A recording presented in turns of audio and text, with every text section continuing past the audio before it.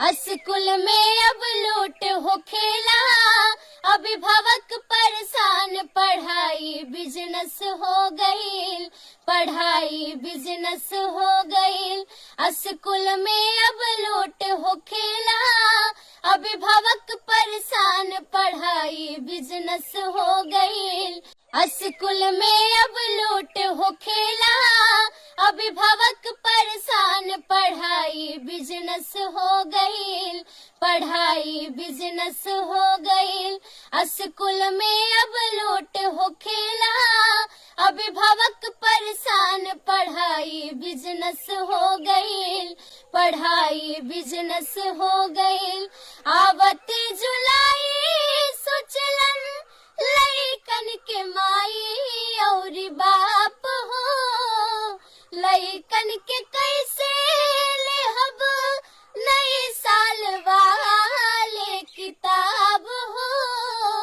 आवते जुलाई सोचलन लइकन के माई और बाप हो, लइकन के कैसे लेहब नई साल वाले किताब हो।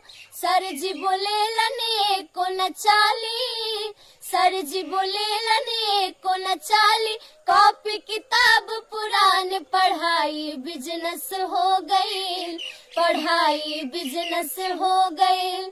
स्कूल में अब लूट हो खेला, अभिभावक परेशान, पढ़ाई बिजनेस हो गई, पढ़ाई बिजनेस हो गई।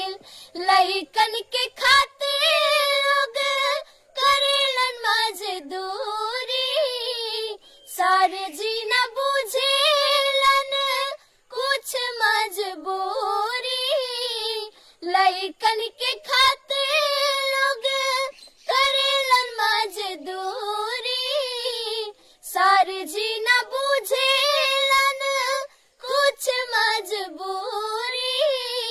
पैसा भी हाई फाई लेवेलन, पैसा भी हाई फाई लेवेलन, देवेलन नहीं ज्ञान, पढ़ाई बिजनेस हो गई, पढ़ाई बिजनेस हो गई। स्कूल में अब लूट हो खेला, अभिभावक परेशान, पढ़ाई बिजनेस हो गई, पढ़ाई बिजनेस हो गई। सारे जी के मर्जी से मिलेला ड्रेस हो, सृष्टि सोनाली के लागे दिल में ठेस हो। सारा जी के मर्जी से मिलेला ड्रेस हो, सृष्टि सोनाली के लागे दिल में ठेस हो। हाथ जोड़ी कहतानी, हाथ जोड़ी कहतानी, दीही तनिका ध्यान, पढ़ाई बिजनेस हो गई, पढ़ाई बिजनेस हो गई, पढ़ाई बिजनेस हो गई।